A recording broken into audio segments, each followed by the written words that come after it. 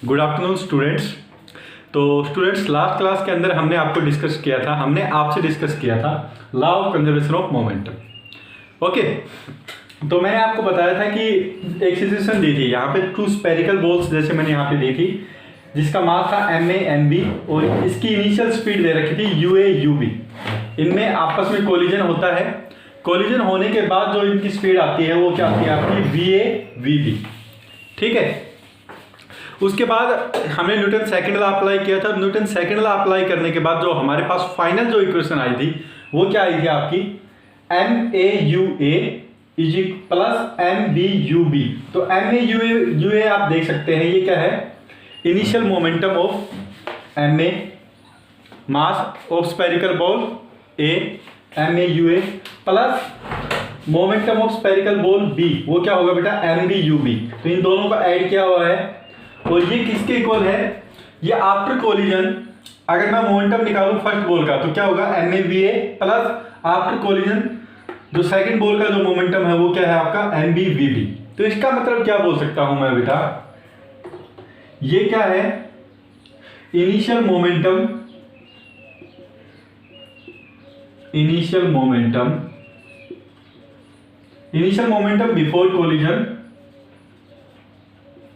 Before collision इसको बोल सकते हैं। ठीक है, initial momentum before collision of ball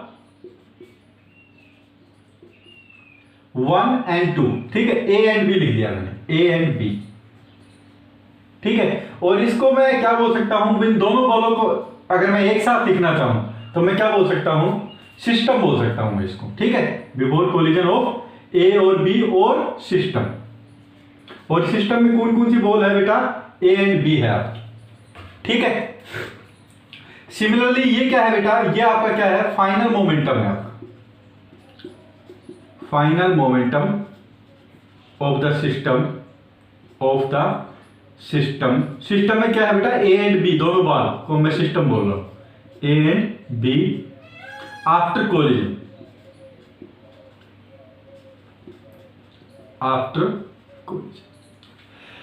तो बेटा इसको लॉ ऑफ कंजर्वेशन क्यों बोलते हैं, लॉ ऑफ कंजर्वेशन इस चीज को हम क्यों बोलते हैं, वो चीज अभी हम देखने वाले हैं। सबसे पहले तो बेटा हम समझने की कोशिश करेंगे कंजर्वेशन होता क्या है। सपोज कर लीजिए कि आपने बहुत बार अपनी प्रीवियस क्लासेस में शायद पढ़ा होगा कंजर्वेशन ऑफ एनर्जी। तो उसका क्या मतलब है कि जो मेरी एनर्जी अभी है वो ही एनर्जी मेरा थोड़े टाइम के बाद या कभी भी वही एनर्जी मेरी सेम रहने वाली है। फॉर एग्जाम्पल, अभी आपके पास सपोज कर लीजिए कि 100 रुपीज़ हैं, आपके पास 10 दिन के बाद भी आप सपोज कर लीजिए 100 रुपीज़ हैं, 20 दिन के बाद भी आपको सपोज कर लीजिए कि आपके पास 100 रुपीज़ हैं, तो ये क्या हो गया बेटा आपका कंजर्वेशन ऑफ मनी हो गया जो आपके पास है। ठीक है, सिमिलरली अगर मैं एक और बात एग्जांपल दूं, सपोज कर लीजिए कि किसी तालाब के अंदर कुछ पानी है किसी हाइट तक। ठीक है, और आप 20 दिन बाद भी देखते हैं तो वही सेम हाइट तक उसका वाटर आपको मिलता है। तो इसका मतलब क्या है बेटा, वहां पे ना तो पानी उड़ा ना पानी उसके अंदर ऐड हुआ, तो क्या हुआ आपका कंजर्वेशन ऑफ वाटर हुआ वहां पे, है ना। तो आपने पढ़ा भी होगा कि हमको कंजर्व करना चाहिए, मतलब सेम लेवल उसको हमको संरक्षण करना चाहिए, सेम लेवल मेंटेन करना चाहिए हमको, है ना। तो सिमिलरली यहाँ पे कंजर्वेशन ऑफ मोमेंटम का क्या मतलब है कि जो मोमेंटम मेरा स्टार्टिंग के अंदर था वही मोमेंटम मेरा बाद के अंदर रहने वाला है। ठीक है, तो यहाँ पे भी हमने देखा कि बिफोर कोलिजन जो मोमेंटम था सिस्टम का ए और बी का, सेम कोलिजन के बाद भी आपका मोमेंटम आया है ए और बी का। तो that is why it is known as law of conservation of momentum. Okay, तो अभी इसको हम वर्ड्स के अंदर लिख लेते हैं law of conservation of momentum को। The momentum of a system, the momentum of a system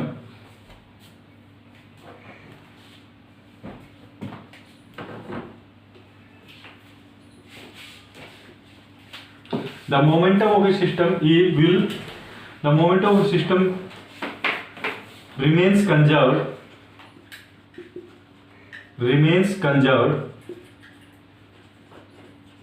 और कंजर्व्ड का क्या मतलब है यहाँ पे वो भी आप लिख लीजिए साइड में। Initial momentum is equal to initial momentum of the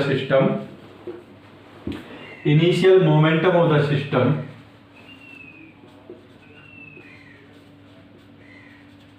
is equal to the final momentum of the system is equal to the final momentum of the system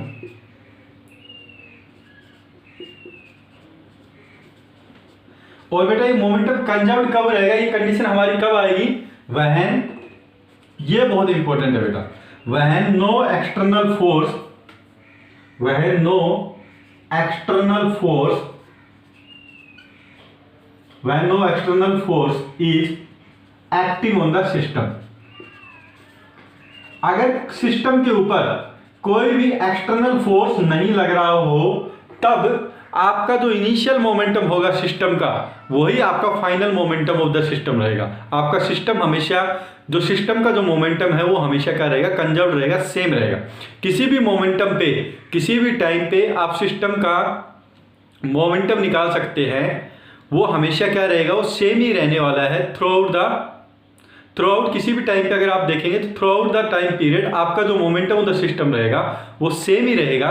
और वो कब रहेगा बेटा, when no external force is acting on the system. Okay, तो यहां पे जैसे मैंने बेटा बताया था इस एग्जांपल के अंदर, आप देखिए इस एग्जांपल के अंदर सिस्टम क्या है, तो आप कहेंगे ए और बी, इन दोनों को मैं क्या बोल रहा हूं, सिस्टम बोल रहा हूं। तो initial momentum of the system is equal to the final momentum of the system, ये हमारा आया है, ठीक है। और यहां पे आप देखिए कोई भी एक्सटर्नल फोर्स नहीं लग रहा है, यहां पे जो फोर्स लगे हैं इन दोनों बालों के बीच में वो क्या है बेटा, इंटरनल फोर्स है। ये ए बाल ने बी को धकेला और बी ने इसको ए को वापस धकेला, तो जो ये हम फोर्स निकाल रहे थे एफ ए बी या फिर एफ बी ए, ये जो फोर्स थे ये किसी बाहर वाले एजेंट ने नहीं लगाए, किसी बाहर वाले एजेंट ने, मैंने और आपने नहीं लगाई, ये आपस में एक दूसरे यहाँ पे चले और एक दूसरे ने एक दूसरे के ऊपर फोर्स लगाया। तो ए और बी तो मेरा सिस्टम ही है, तो इसका मतलब ए और बी ने एक दूसरे के ऊपर फोर्स लगाया है, तो ये क्या हो गया आपका इंटरनल फोर्स हो गए, एक्सटर्नल फोर्स नहीं हुए हैं आपके, ठीक है।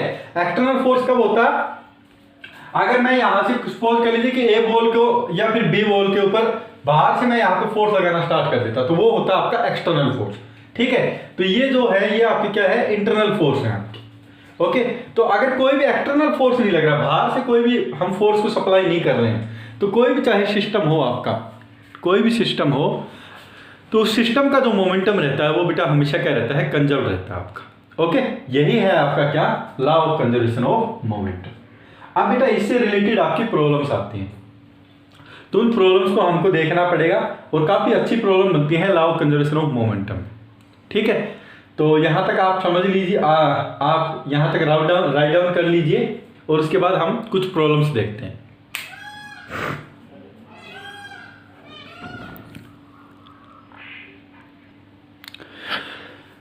ओके बेटा, तो एक क्वेश्चन आपको मैंने बोर्ड के ऊपर लिखवाया है। तो क्वेश्चन क्या है आपको, a girl of mass 40 kilogram jumps with a horizontal velocity of 5 metre per second onto a stationary cart with frictionless wheel.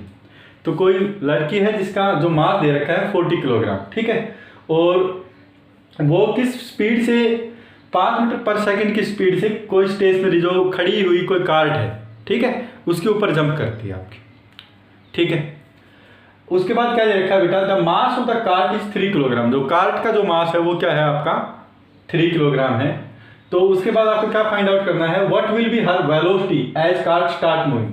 तो जब स्टार्ट में खड़ी हुई थी तो उसने भाग के उसके ऊपर जंप किया, जंप करने के बाद कार्ट और जो लड़की है वो आपको उसी बात दोनों एक साथ चलना स्टार्ट कर देंगे किसी स्पीड से, तो वो स्पीड आपको फाइंड आउट करनी है। ओके, और आपको क्या दिया हुआ है कि कोई भी एक्सटर्नल फोर्स नहीं लग रहा है हॉरिजॉन्टल डायरेक्शन के अंदर। ओके, एक्सटर्नल फोर्स नहीं लग रहा, तो इसका मतलब क्या है बेटा, हम मोमेंटम को क्या कर सकते हैं, कंजर्व कर सकते हैं। अब देखिए, पहले तो मैं डायग्राम बना देता हूं।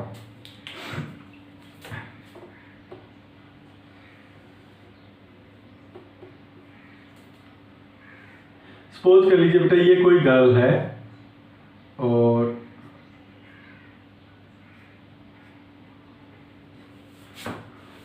ये कोई लड़की है एंड ये कोई कार्ड,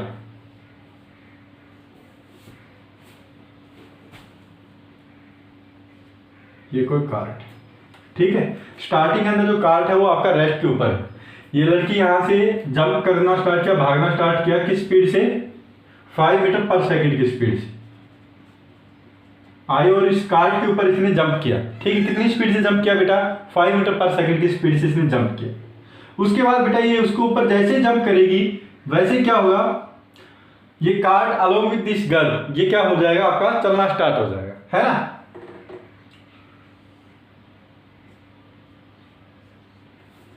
तो लेट्स से ये हमारा कार्ट है और इसके ऊपर लड़की ने जंप कर दिया और जंप करने के बाद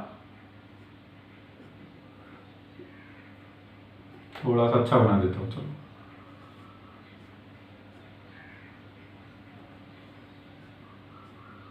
ये दोनों बेटे क्या हो जाएगा, दोनों हमारे चलना स्टार्ट कर देंगे किसी स्पीड v से, ठीक है। तो जैसे ही इनिशियली ये तो रेस्ट के ऊपर था, उसके बाद जैसे लड़की ने इसके ऊपर जंप किया तो दोनों किसी स्पीड v के साथ आपका चलना स्टार्ट कर देंगे, है ना, cart along with the girl. तो ये स्पीड आपको v फाइंड आउट करना है, ये आपको दिया हुआ है। और ये जो टायर है ये फ्रिक्शनलेस है और कोई भी एक्सटर्नल फोर्स आपका नहीं लग रहा है। तो बेटा यहाँ पे मैं क्या करता हूँ, देखिए यहाँ पे ये जो गर्ल है इसको मैं मान लेता हूँ, एक तो ये गर्ल हो गई, इसको चलो मैं जी से रिप्रेजेंट कर रहा हूँ, और जो कार्ट है इसको मैं सी से रिप्रेजेंट कर रहा हूँ। तो मैं गर्ल और कार्ट इन दोनों को क्या मान लेता हूँ, एक सिस्टम मान लेता हूँ, ठीक है। वहां पे जैसे मैंने spherical ball A and B को सिस्टम माना था, यहाँ पे मैं क्या करूंगा, गर्ल और कार्ट इन दोनों को क्या मान लेता हूँ, मैं एक सिस्टम मान लेता हूँ। तो बेटा अगर मैं इनको सिस्टम मान लेता हूँ और इन दोनों के ऊपर कोई भी एक्सटर्नल फोर्स नहीं लग रहा है, तो हम क्या बोल सकते हैं कि जो मोमेंटम होगा इस सिस्टम का जो कि गर्ल और कार्ट से बना है, वो initial momentum must be equal to the final momentum. ये हम ऑलरेडी पढ़ चुके हैं, ओके। तो स्टार्टिंग के अंदर जो मास ऑफ द गर्ल दे रखा है आपको, मास ऑफ गर्ल आपको दे रखा है क्या,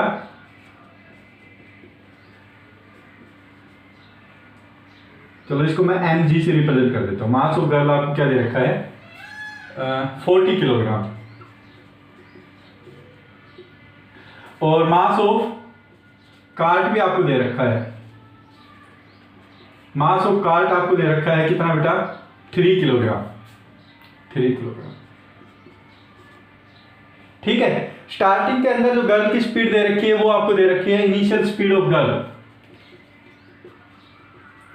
इनिशियल स्पीड ऑफ गर्ल। तो बेटा वो भी आपको दे रखी है क्या, वो भी आपको दे रखी है let's say 5 metre per second. तो बेटा यहां पे जंप करे, इसके बाद इसने इसके ऊपर जंप किया, जंप करने के बाद कार्ट और गर्ल दोनों एक किसी स्पीड से आपस में आगे की तरफ चलना स्टार्ट कर देंगे, वो स्पीड v है जो आपको फाइंड आउट करनी है। अब बेटा यहाँ पे हमने मान लिया गर्ल और कार्ट को एक सिस्टम है, ठीक है। तो आप बताइए इसका इनिशियल मोमेंटम क्या होगा, initial momentum of the system, initial momentum of the system, momentum of the system. और बेटा सिस्टम के अंदर कौन कौन है, गर्ल है और आपका कार्ट है। तो मैं यहां पे लिख देता हूं जो हमारा सिस्टम है उसके अंदर हम क्या क्या लेके चल रहे हैं, गर्ल प्लस कार्ट, ये दोनों लेके चल।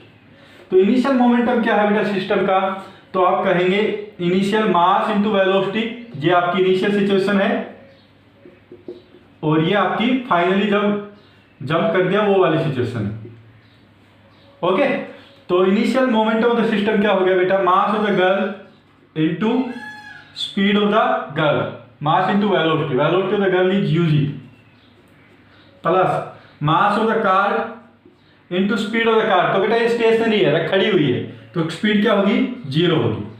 तो initial momentum of the system आपने जब आप फाइंड आउट करेंगे तो आपकी वैल्यू क्या आ जाएगी, mg into u g. Mass of the girl कितना है बेटा 40, और जो इनिशियल जो स्पीड दे रखी है वो दे रखी है आपको 5 प्लस 0, तो आपका आ जाएगा क्या 200, और यूनिट क्या होगी बेटा kilogram metre per second,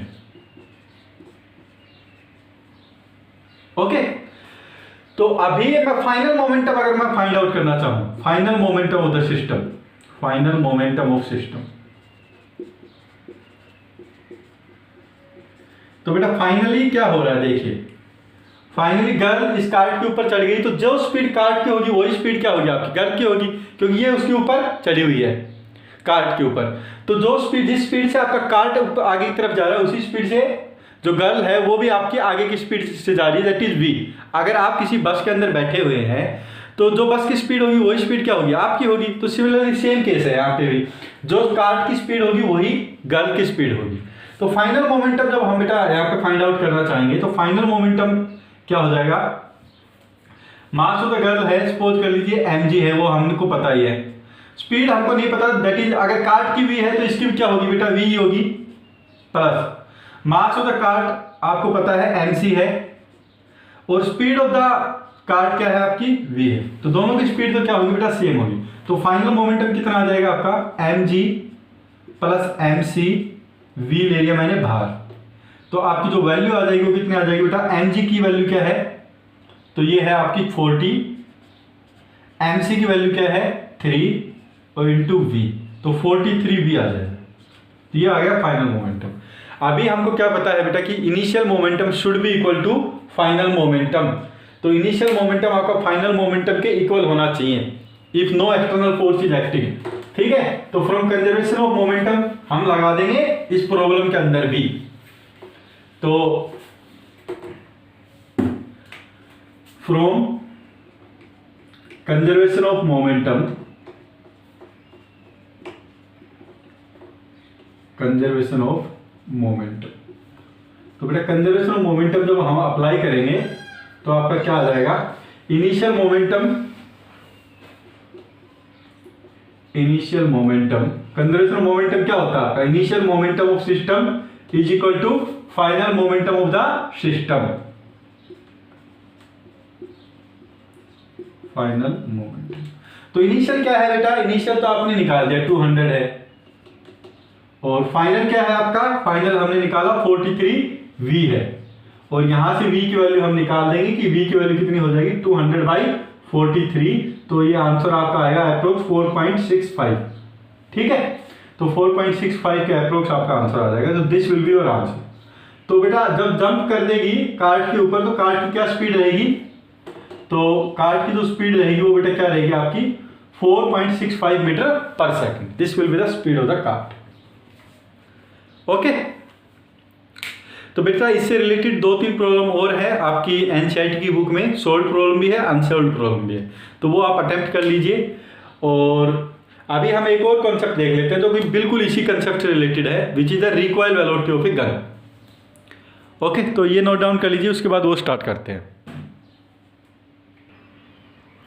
okay बेटा, सो नेक्स्ट टॉपिक है आपका recoil velocity of a gun. तो बेटा ये भी आपका पूरा law of conservation of momentum से ही रिलेटेड है आपका।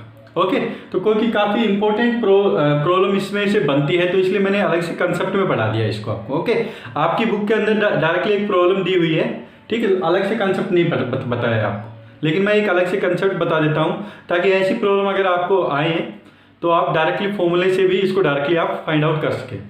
ओके, तो सबसे पहले तो हम समझ लेते हैं कि what is the recoil velocity, recoil velocity of a gun होती क्या है। तो बेटा आपने मूवीज के अंदर भी देखा होगा कि जैसे कोई गन होती है, अगर गन से हम फायर करते हैं तो फायर करते हैं तो क्या होती है, जो गन है वो पीछे की डायरेक्शन में आती है, जिस डायरेक्शन में आप जैसे आगे की तरफ मैंने फायर किया, जो ये जो गन होगी ये आपकी क्या होगी, पीछे की तरफ आती है। तो जिस स्पीड से पीछे की तरफ आएगी उसी स्पीड को क्या बोलते हैं, हम रिकॉइल वेलोसिटी बोलते हैं। ओके, तो ये किस डायरेक्शन में आती है, ये बैकवर्ड डायरेक्शन के अंदर आपकी आती है। तो सबसे पहले तो इसको समझ लेते हैं कि रिकॉइल वेलोसिटी क्या होती है। It is the velocity of the gun, velocity of gun in the backward direction, in the backward direction, in the backward direction when some bullet is fired, when some bullet is fired। तो बेटा इसको क्या बोल देते हैं हम, recoil velocity बोल देते हैं। सम बुलेट इज फायर्ड, किस स्पीड से वो वापस आएगी हमारी तरफ, जैसे हम फायर करेंगे किस स्पीड से वो बैकवर्ड डायरेक्शन के अंदर आएगी, उसी को हम क्या बोल देते हैं, रिकॉइल वेलोसिटी बोलते हैं। तो बेटा इस कंसेप्ट को समझते हैं कि रिकॉइल वेलोसिटी कितनी होगी, इस कंसेप्ट को अभी हम समझते हैं। तो मैं एक बार डायग्राम बना देता हूं। सपोज कर लीजिए कि ये है हमारी कोई गन,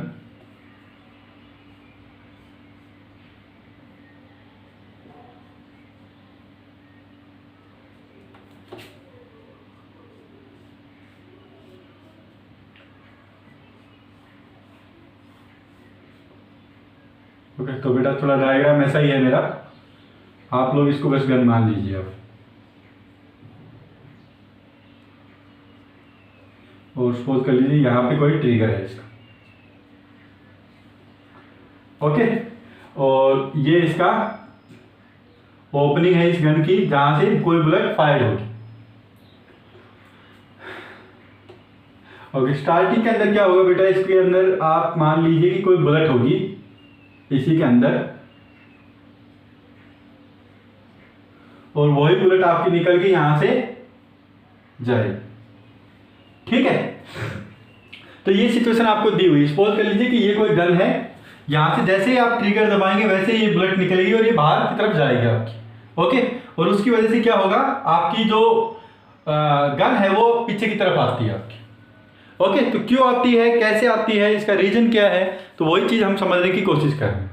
तो बेटा स्टार्टिंग के अंदर अगर आप बात करें, स्टार्टिंग यहाँ पे रुकिए, स्टार्टिंग के अंदर सपोज कर लीजिए जो मास ऑफ द गन है, मास ऑफ गन, इस गन का मास मैं लिख रहा हूं बेटा, मास ऑफ द गन है, आप मान लीजिए वो है capital, okay. Mass of gun आप हमने मान लिया क्या है, कैपिटल एम है। मास ऑफ बुलेट, जो इसके अंदर जो बुलेट है उसका जो मास मान लिया हमने क्या है, वो है स्मॉल एम, ओके। तो इसका मास कितना है, इस गन का मास है कैपिटल एम, और मास ऑफ जो बुलेट है, ये अंदर जो बुलेट है इसका मास क्या है, स्मॉल एम।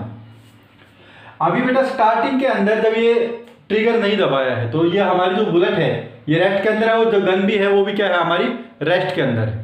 तो अगर मैं बात करूं कि what will be the initial momentum of the system, तो आप कहेंगे कि initial momentum of the system में क्या लेके चल रहा हूं, सिस्टम में किस किस का लेके चल रहा हूं, ये देखिए आप, सिस्टम में किस किस का लेके चलूंगा, आपको पता भी चल गया होगा बेटा।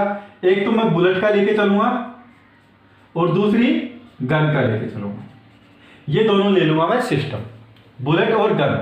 तो ये तो होगी हमारी पूरी गन और ये इसके अंदर है बुलेट। तो बेटा what will be the initial momentum of the system, initial momentum of the system,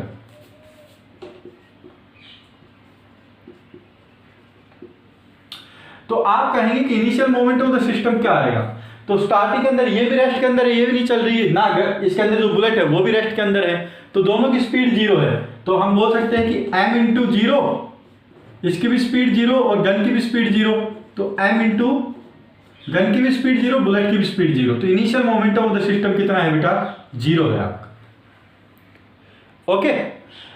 अभी यहाँ पे बेटा कोई भी एक्सटर्नल फोर्स नहीं लग रहा है, ना गन के ऊपर लग रहा है ना ही बुलेट के ऊपर कोई भी एक्सटर्नल फोर्स लग रहा है। जैसे आपने थोड़ा सा ट्रिगर को दबाया वैसे ही क्या होगा, बुलेट इसके अंदर से निकलेगी, ठीक है। और बुलेट क्यों निकली है इसके अंदर से, किसी स्पीड v से निकलेगी, सपोज कर लीजिए बुलेट इसके अंदर से निकली किसी स्पीड v से, जो हमारी बुलेट है वो किसी स्पीड v से निकली।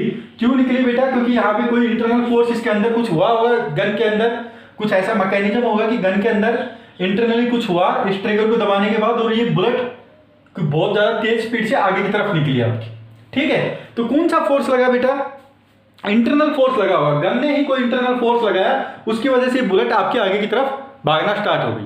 तो जब इंटरनल फोर्स लगते हैं, तो मैंने आपको बताया था कि जब भी आपके इंटरनल फोर्स लगते हैं तो हम मोमेंटम को क्या कर सकते हैं, कंजर्व कर सकते हैं। तो यहाँ पे भी कोई एक्सटर्नल फोर्स तो लग नहीं रहा, जैसे बुलेट बाहर निकली कोई भी एक्सटर्नल फोर्स लग नहीं रहा है, तो इंटरनल फोर्स की वजह से ही आपकी बुलेट किसी स्पीड v से बाहर निकली है ना। तो इंटरनल फोर्स लगते हैं तो हम क्या कर सकते हैं बेटा, मोमेंटम को क्या कर सकते हैं, कंजर्व कर सकते हैं। तो initial momentum of the system, तो जैसे मैंने फाइंड आउट किया वो तो क्या था, जीरो था। अभी मैं ओके बेटा ये इनिशियल में INTIL आएगा, ये तो है initial momentum of the system. अगर मैं final momentum of the system find out करूं तो क्या होगा बेटा, final momentum of system,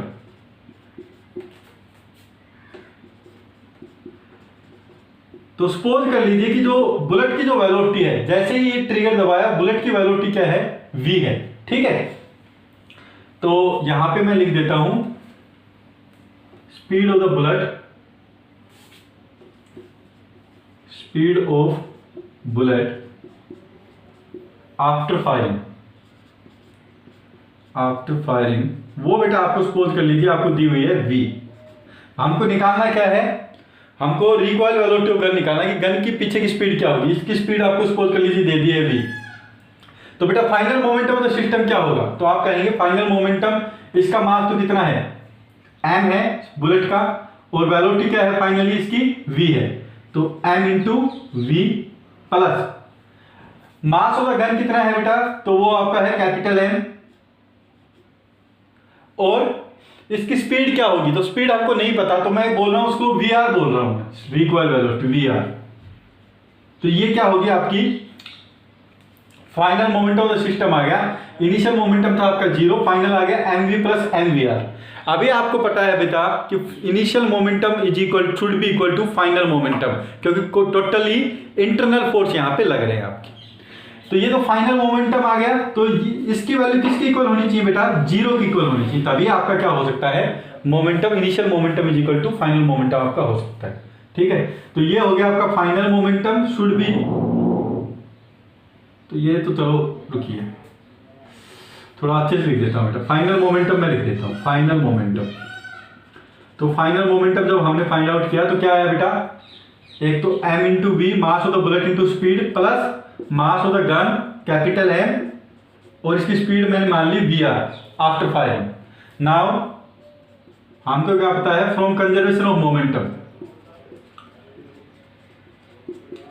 from conservation of momentum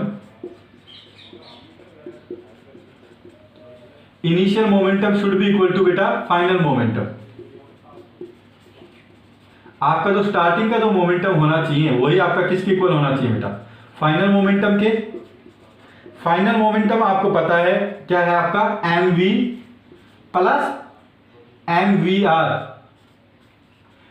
और इनिशियल मोमेंटम क्या है बेटा, 0 है, तो इसके इक्वल होना चाहिए आपका, फाइनल मोमेंटम भी आपका 0 के इक्वल होना चाहिए। तो बेटा यहां से हमको क्या निकालना था, VR निकालना था। तो देखिए mvr में क्या लिख सकता हूं, mvr is equal to minus of mv। m क्या है, mass of the gun, mass of the bullet, v क्या है, speed of the bullet after being fired, m क्या है, capital M, mass of the gun. तो VR की value देखिए क्या आ गई आपकी, VR की वैल्यू क्या आ गई, minus of m by capital M into VR, ये आ गई आपकी फाइनल। काफी इंपॉर्टेंट रिजल्ट है बेटा, आप सीधा याद कर सकते हैं इसको। तो recoil velocity of the gun, अब देखिए ये माइनस साइन आया है, यहाँ पे माइनस साइन क्यों आया है, क्योंकि अगर आपकी बुलेट आगे की तरफ जाएगी तो ये माइनस साइन ये दिखा रहा है कि जो आपका जो गन है वो पीछे की तरफ आएगी। Okay, so that is why ये क्या आया है आपका, माइनस साइन आया है। और इसका फाइनल रिजल्ट क्या है, एम क्या है, mass of the bullet, V sorry ये v है बेटा, VR नहीं है, ये v है। v क्या है, speed of the bullet after being fired, और कैपिटल M क्या है आपका, speed of the sorry mass of the gun है आपका। ठीक है, तो this will be the recoil velocity of the gun, ये होगी recoil velocity of the gun. यहाँ पे माइनस साइन क्यों आया है, क्योंकि बुलेट जब आपके आगे की तरफ जाएगी तो जो गन है वो आपके पीछे की तरफ आएगी, that is why this minus sign has been come there. Okay, तो बेटा इससे रिलेटेड आपकी कुछ प्रॉब्लम है वो हम आप एक बार करके देख लीजिए, डायरेक्ट फॉर्मूले से भी आपकी आ जाएगी। एक शॉर्ट प्रॉब्लम आपकी दी हुई रिकॉइल वेलोसिटी की, डायरेक्टली वहाँ पे मास ऑफ द गन दे रखा है तो वो यहाँ पे सब्सटीट्यूट करेंगे, कैपिटल M को सब्सटीट्यूट करेंगे, मास ऑफ द बुलेट दे रखा है और स्पीड ऑफ द बुलेट भी आपको दे रखा है। तो इस फॉर्मूले में आप डायरेक्टली जब पुट करेंगे तो आपकी वैल्यू आ जाएगी रिकॉइल वेलोसिटी की। ठीक है, तो वो आप प्रॉब्लम करके देख सकते हैं। अगर आपको कोई डाउट आता है then you can ask me in the live class. Okay बेटा, तो इसी के साथ आपका जो ये कंसेप्ट है, जो पूरा चैप्टर है force and laws of motion, यहाँ पे कंप्लीट हो जाता है। किसी भी बच्चे को कोई भी डाउट है इस चैप्टर के अंदर किसी भी टॉपिक के अंदर, then you can ask me. Okay, so thank you.